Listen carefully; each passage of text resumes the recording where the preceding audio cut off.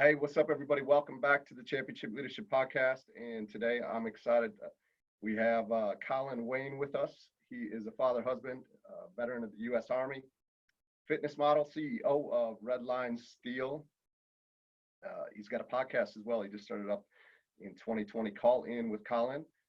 And also, he was labeled by Forbes as one of the most interesting millennials in America. And so with that, I appreciate you taking the time to be with us here today. Thank you, Colin. Yeah, man. I'm honored to be here. Awesome. So I always love kicking off the conversation here with this question. Championship Leadership is the name of the podcast. What comes to mind for you, or what does that mean to you when you hear championship leadership?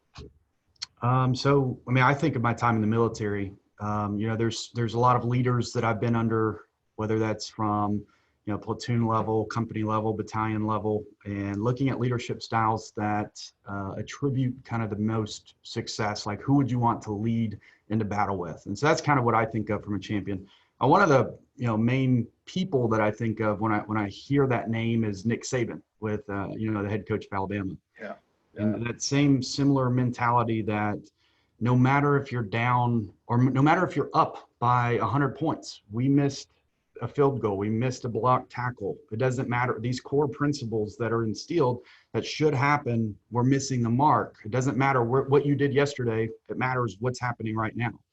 And are you obtaining those macro goals? So championship, mindset, like that's, I think of Nick Saban, I think of the military and the different structures that I've been involved with. So, yeah, I'm from Wisconsin, so I'm not an Alabama fan, of course, but I definitely respect Saban in Alabama, what they've been doing.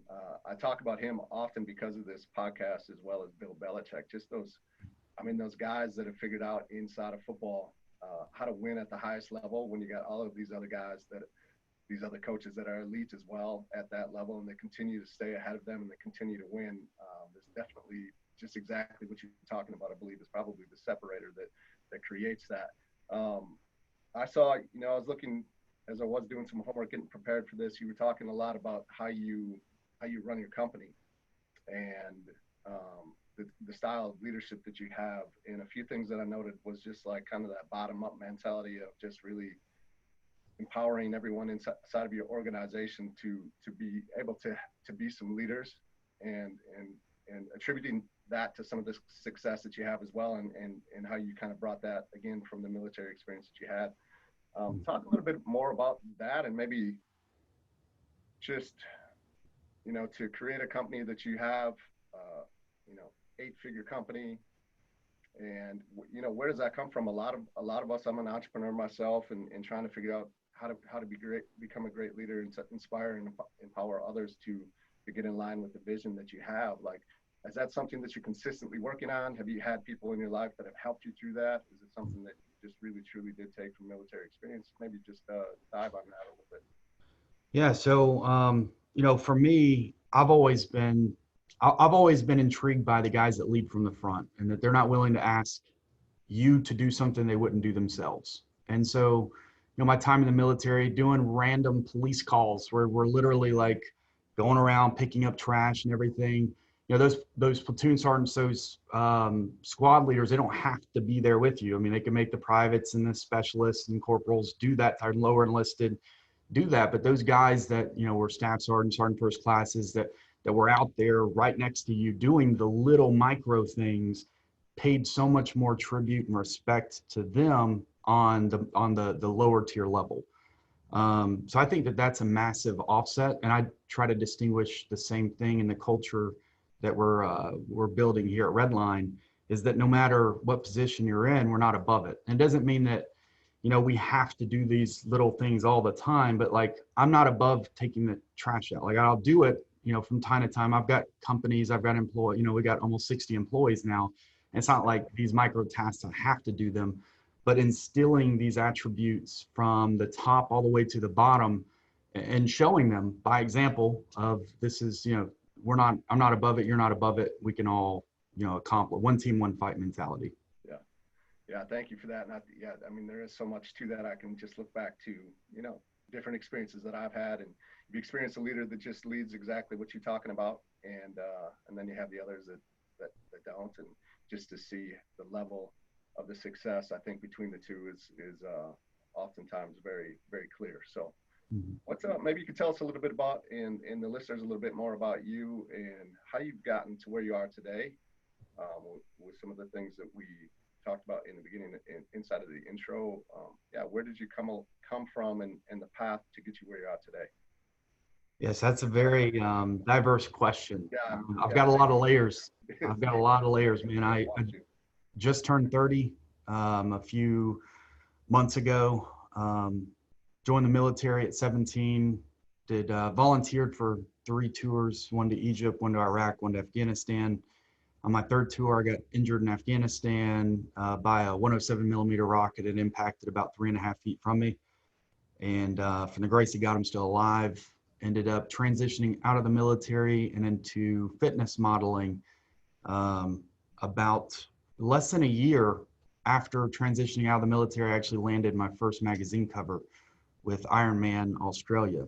And I was able to start growing and building and leveraging my social media to, I guess, essentially get whatever it was that I wanted. So within the first 30 days of my Facebook launch, I had over 100,000 people. And this was a very prevalent time.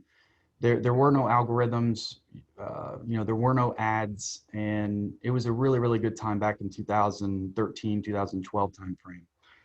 And I started to gain that momentum and started to cross expose other channels. So from Instagram and Twitter, and then I didn't really, if I could have went back, I would have tried a little bit more into YouTube. I think that would have helped tremendously across the board on all of those.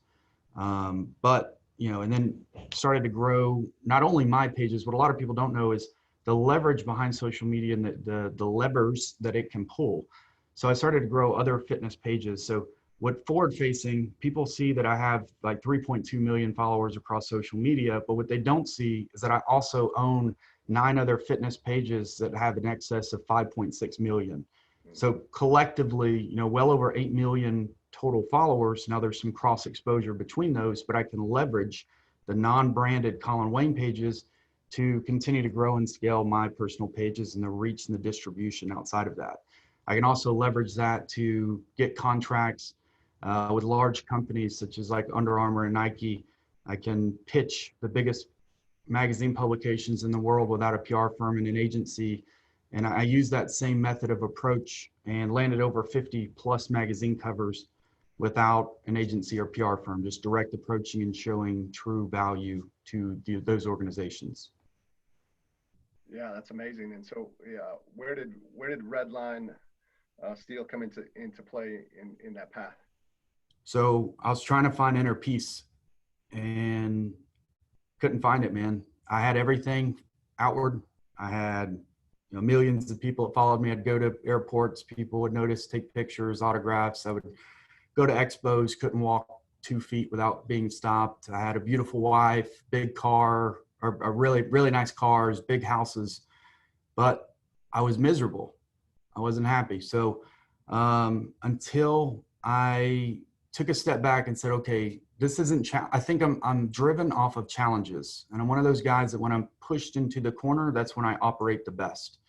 So under stressful, intense situations, that's typically or something that's a little bit more challenging. It's kind of like going to a stocked pond. And every time you cast, I'm going to land a 5-pound bass. It's not fun after a while. Right. And so that drive just wasn't there. And it's not to take away from what I did, but I wanted to use this as a stepping stone and I didn't know what was next. So Redline kind of just fell in my lap in a sense that I was working out at the gyms. Kind of my life was just working out, and that was pretty much it. Basically retired. And a good buddy of mine who's actually going to be a brigade general within the next probably 12 months, Colonel Neely. He's got 2 or 3 kids, and he showed me this baseball sign that he got for his son. And at that time, I had my son. He was in T-ball but loved baseball, and I wanted to get a sign made, and ended up making a essentially, long story short, I wanted to consult with him, or he wanted to consult with me to try to grow and leverage his business scaling. I started to look at competitor analysis by building out a business plan. And realized that this was a complete blue ocean market and saw a market opportunity. I then made him I guess a position offer for equity within his company, and would finance the growth at 0% interest, no salary distribution for 12 months, and put very strict terms on myself to hold myself accountable. He agreed, and the day we were supposed to sign, he ended up backing out and ended up changing the entire dynamic of the business. You know, he knew how to make this stuff. I know how to sell it and leverage how to create a website, the post-purchase series and funnels, all of that essentially was my wheelhouse. And then within, an hour of us supposed to be signing, he ends up backing out and essentially wanting to renegotiate what we had agreed on. And I don't do that. So I ended up, just doing it by myself. So. Gotcha. Yeah.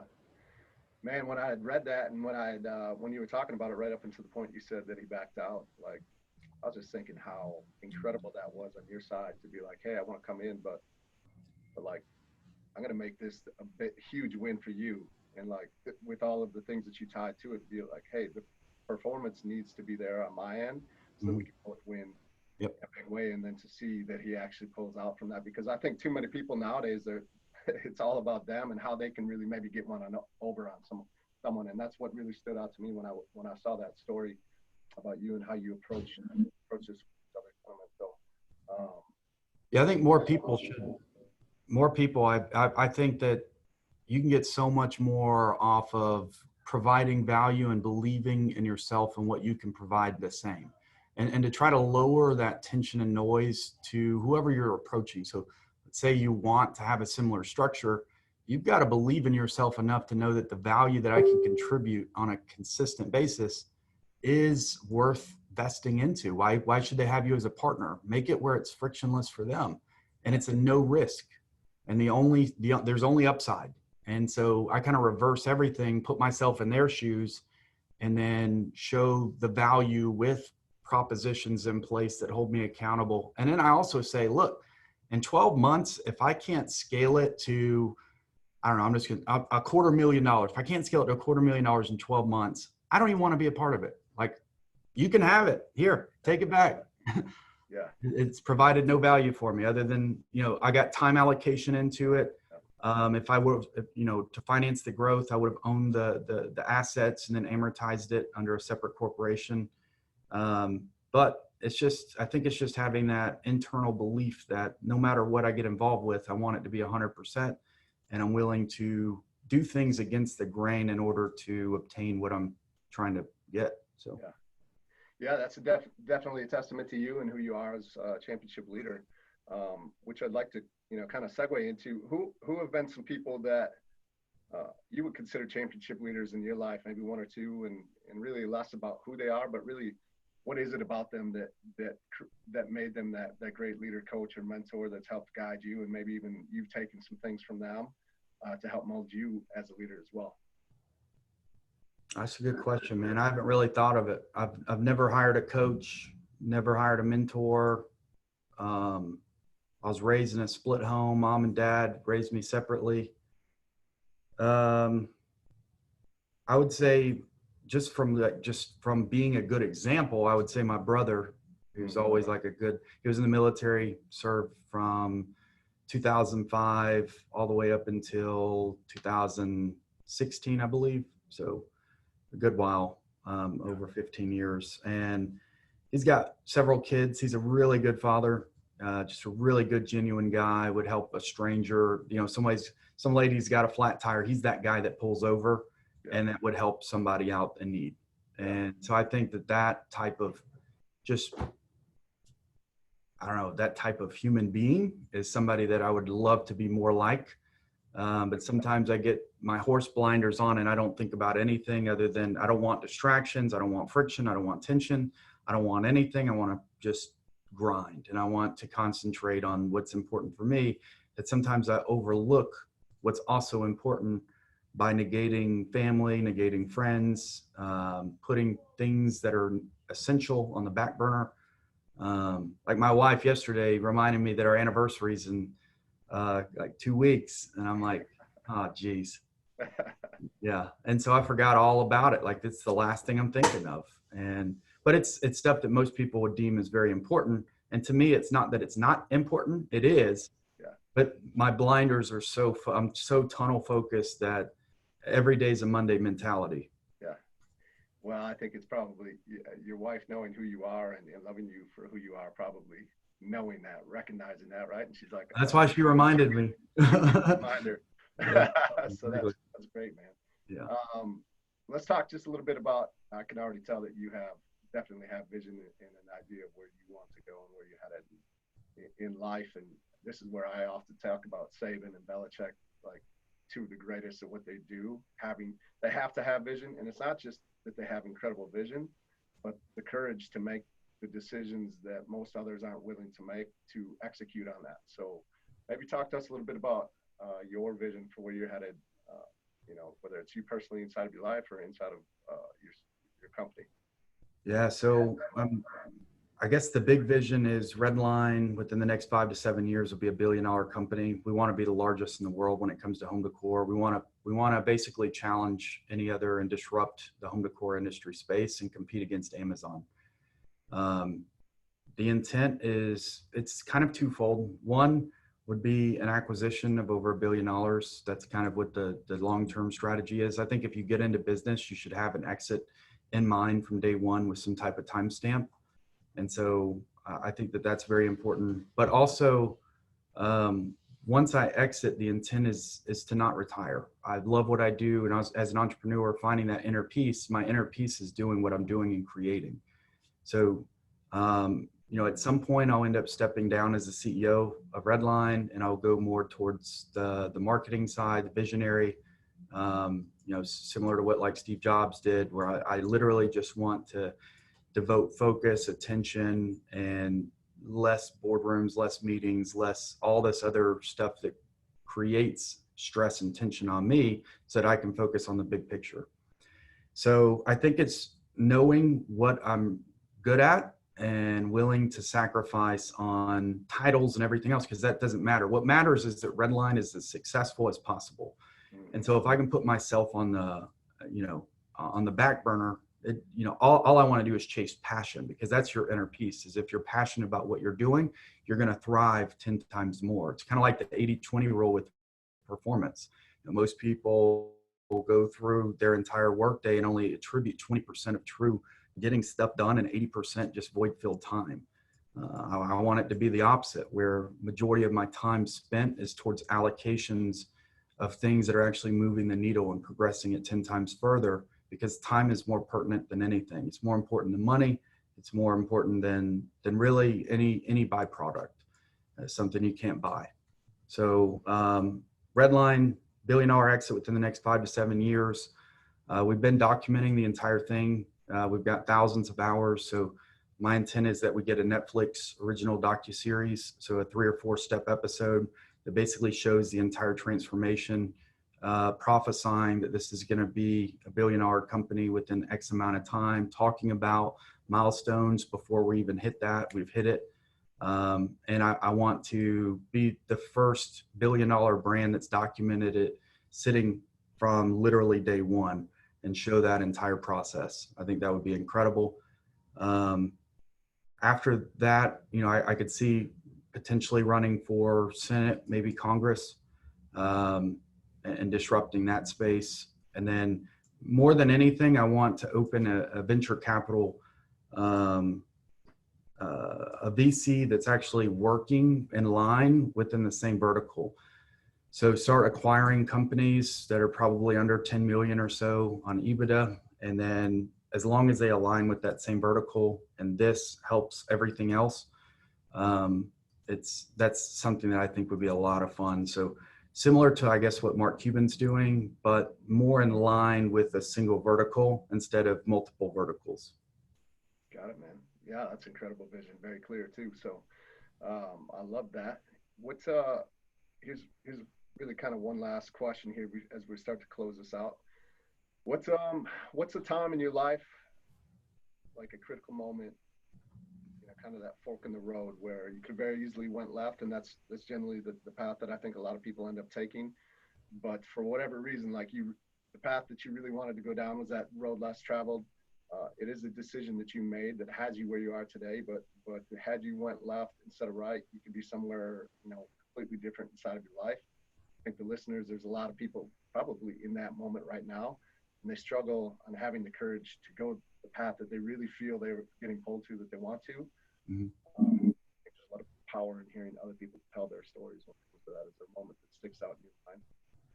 So I think that you should be comfortable with the uncomfortable. I think if you have a good plan of action, you shouldn't let micro things influence the outcome. I think that the universe will basically respond the way that it's supposed to. I think that if macro and big doors end up closing for you, could be a sign. I think if small, minute stuff stress you out and causes you to go to another direction, it means that you're not mentally ready for it. I think you need to have the mental fortitude to know that when you get involved with something and you start something and you're vesting all of your time, resources, money into it, that you have to give 100% on a 7-day basis. There are no weekends, and you need to know that getting into it, or you may not be a good fit as an entrepreneur. I'm a firm believer that the universe will respond in many ways.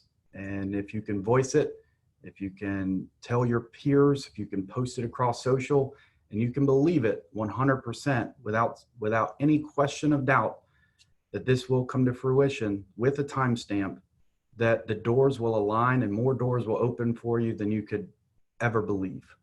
And so I think inner confidence and just that vision, the forethought of this is where I want to go. These are the doors that are going to open. And then understand that there's going to be a lot of different challenges. And what you start writing out your business plan, there is never the perfect time to execute. Your time is today.